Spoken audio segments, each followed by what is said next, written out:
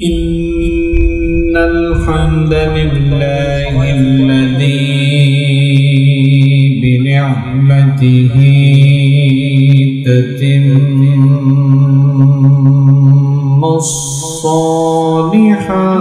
الصالحات الذي علم القرآن وأكرمنا بالإسلام وأنعم علينا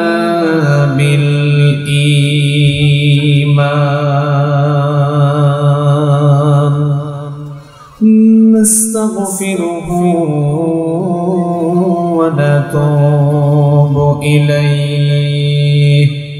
وأشهد أن لا إله إلا الله وحده لا شريك له وأشهد أن سيدنا وسندنا وحبيبنا وطبيب أرواحنا محمدا عبد الله ورسوله أرسله بالحق بشيرا ونذيرا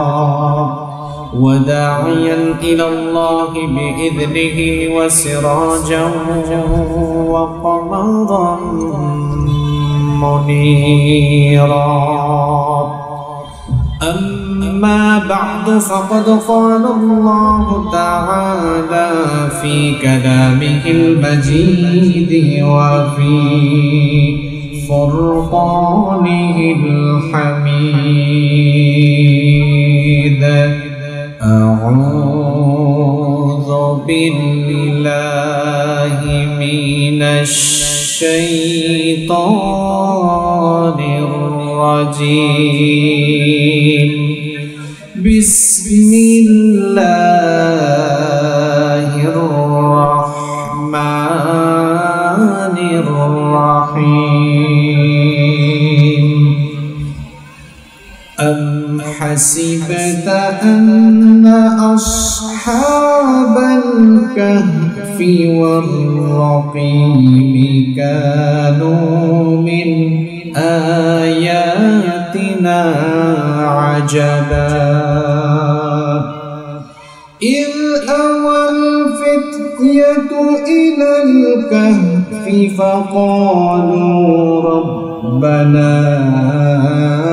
آتنا من لدنك رحمة وهيئ لنا من أمرنا رشدا وقال تعالى في شان حبيبه إن الله وملائكته يصلون على النبي يا أيها الذين آمنوا صلوا عليه وسلموا تسليما কেউ চুপ থাকবেন না সকলেই আমার সঙ্গে পড়েন اللهم صل على محمد وعلى آل محمد كما صليت على إبراهيم وعلى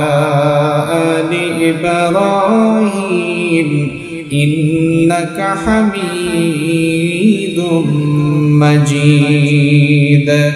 اللهم بارك على محمد وعلى آل محمد كما باركت على إبراهيم وعلى آل إبراهيم إنك حميد مجيد ربي زدني علما